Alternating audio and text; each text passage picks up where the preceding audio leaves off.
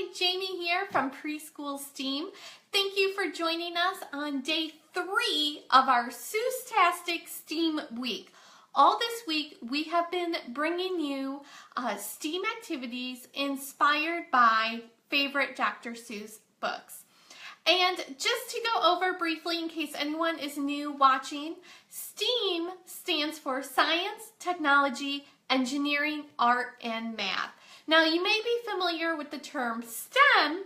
Well, STEAM is adding art to STEM. And really, it doesn't make a difference if you call it STEM or you call it STEAM. It all is about the same thing. And so tonight, I'm going to show you a couple different activities inspired by the book, The Shape of Me and Other Stuff.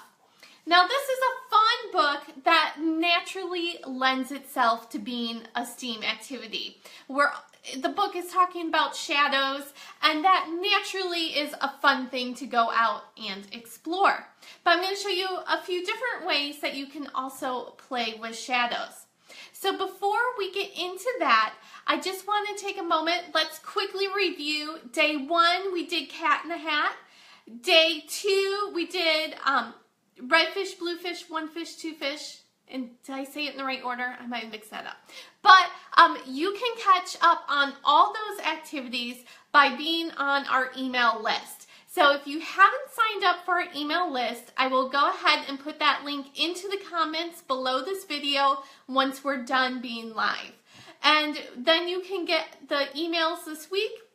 And don't worry if you missed the previous days. I will have all the links in the email so that you can catch up. So once again, if you're not on the email list, you can sign up and still access all the activities.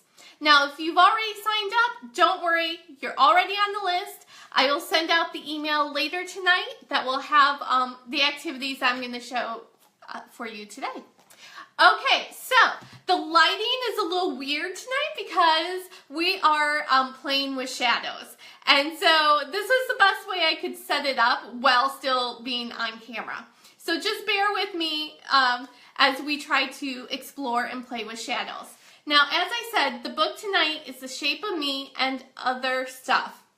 And of course, when working with preschoolers or young children, you want to first explore their own shadows. And I always recommend going outside and let them discover and explore, or make shadow walls if it's not possible to go outside. You don't have to get real fancy to get started with shadow exploring. Now, to take it a step further, I'm going to show you 2 different activities. Now, the first one is using a very small toy. So we have these itty bitty dinosaurs, also from the dollar store, and the challenge is how big can you make this itty bitty dinosaur? How big can you make their shadow? Now, it's okay if you don't have small dinosaurs. It really could be any small object or toy. So anything that's small, then go ahead, and what you'll need is your small toy, a flashlight, and I have taped onto the wall a piece of paper. Now, I'll show you why we have a piece of paper, but I wanted to point out before I turn off the lights that I have outlined the paper with blue painter's tape. One, I always like to use painter's tape because it won't damage the wall.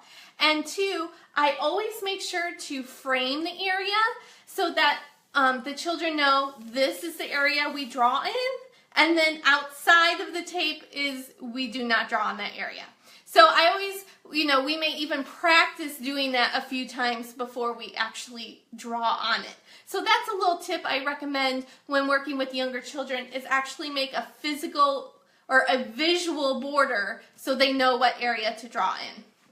Okay, so now I'm going to turn off my office light here so that you guys can actually see the activity. Ooh, see, it's dark, but I'm still here. Okay, so as I said, we have our itty bitty dinosaur toy, and the whole idea is to see how big you can make the shadow.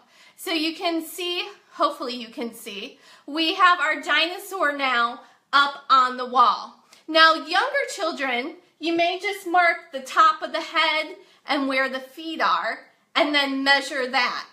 For older children, you can actually go ahead and they can work in partners or groups, and they can actually trace the dinosaur shape and then measure it. So there's different ways you can do it. And of course, before I actually introduce a challenge, I allow time for play. Just let them play. What happens when the flashlight gets closer to the object? What happens when it gets further away? Let them try and discover different things. And then, of course, you can add in other toys and shapes. How do they compare? How are the sizes different? Or are they similar? Or, how are they different? So those are different ways that you can actually play with shadows and incorporating some math into it. And then for art, what you can do is once you're done tracing your dinosaur shapes or whatever the toy is, actually turn it into a collaborative mural. Let the children then color, and you could have a great display of the final piece. Okay, so that is activity number 1, are measuring different dinosaur shadows and playing with the shadow of small toys. Now, number 2, and I just realized I now have the light turned off. You can't see what I'm holding. So hold on, I'm going to turn the light back on. Okay, back on so I can show you activity number 2 in exploring and playing with shadows. So I have actually made a transparent canvas. What this is it is an empty picture frame, and it is a sheet protector, a clear sheet protector. You know, where you get a pack of them and they're fairly inexpensive. So it's a sheet protector, typically what you slide an 8.5 by 11 paper sheet into. And I have simply just taped it onto my frame. I taped it along the back side, and then I also did reinforce the tape along the inside of the picture frame. And then what you can do is, if you got your dry erase markers that you used for our floating fish from day 2, you can use those again and actually have the students draw their own design. So, whatever type of design they want. So you have your design, color design on the canvas, on your transparent canvas. And now I'm going to turn off the light again.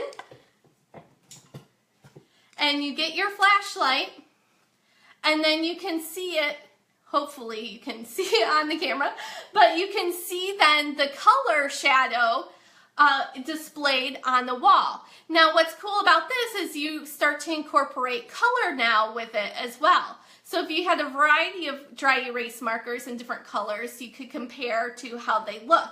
And once again, you can play with what happens when you move the light closer or further away.